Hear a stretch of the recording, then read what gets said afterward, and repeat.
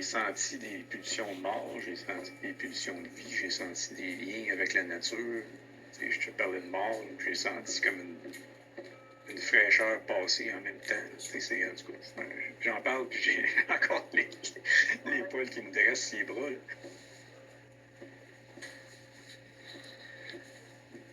Dr Stéphane est un omnipraticien qui prescrit et accompagne des gens souffrant de dépression en contexte de fin de vie. Il participe aussi à des recherches qui sont en train de se faire. Il nous décrit les résultats impressionnants d'une étude chez des patients avec des symptômes dépressifs et anxieux qui ont fait une thérapie assistée avec une seule dose de psilocybine.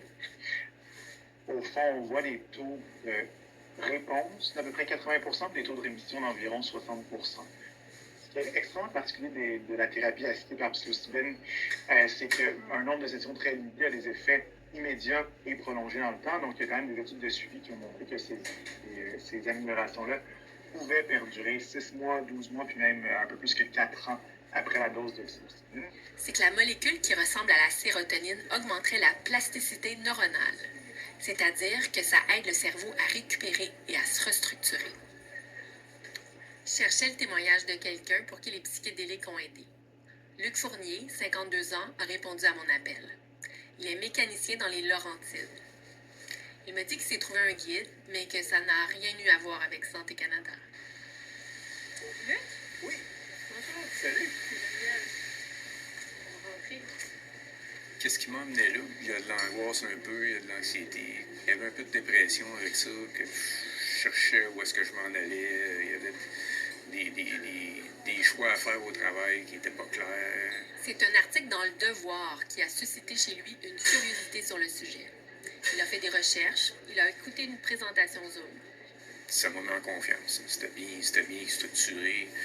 On voyait que la personne avait un background intéressant, qu'elle avait de l'expérience.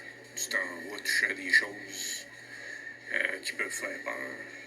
Faut qu'il y ait une confiance. Là. Puis tu as toujours un but avant la séance de préparation aussi que tu as avant, qui est comme qui dure peut-être 1 heure, où est-ce que là tu décides où ta séance va aller. La musique est l'élément central de la séance. L'environnement est réconfortant. C'est ce qu'on appelle le set and setting. L'accompagneur parle peu, il dirige à l'occasion. Les sens se confondent. Souvent, des émotions refoulées ou des souvenirs bien enfouis dans l'inconscient ressurgissent. Tu ressens. C'est le corps qui... C'est pas la tête. La tête suit, elle essaie de faire de son mieux pour replacer les choses, mais elle est obligée d'accepter qu'il y a des idées qui ressortent, des souvenirs qui ressortent, des tensions. Les ruminations, ces idées en boucle, cessent. L'introspection devient beaucoup plus facile. Les changements de perspective sont favorisés. Je pense pas que j'aurais été capable de toucher quelque chose comme ça, d'avoir quelque chose d'aussi intense que ça, en thérapie, mettons. C'est vrai que c'est de la thérapie au cube, si on veut, parce que ça va vite. Dr Ouman Farzine est un médecin qui pratique ses thérapies assistées à l'Hôpital général juif de Montréal. Parce que l'accès médical à ce genre de traitement est très limité et à cause des frais très élevés dans les cliniques privées, plusieurs personnes se tournent vers des méthodes clandestines. Il y a plusieurs thérapeutes clandestins qui sont très bien formés, qui sont bien intentionnés, mais il y en a certainement qui pratiquent dangereusement. Il y a eu des incidents rapportés où des traumatismes ont été réactivés parce qu'il n'y a pas eu assez d'intégration par après. Par contre, les risques de dépendance et surdose avec ces substances sont presque nuls.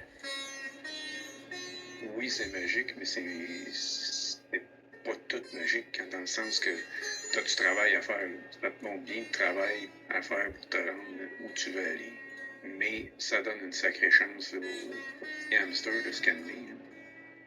Ça m'a vraiment ramené à la nature. Ça m'a ramené à décrocher tout ça, en fait. Puis de voir que qu'est-ce qui est important, c'est ma femme, c'est mon chien, c'est comment je me sens dedans.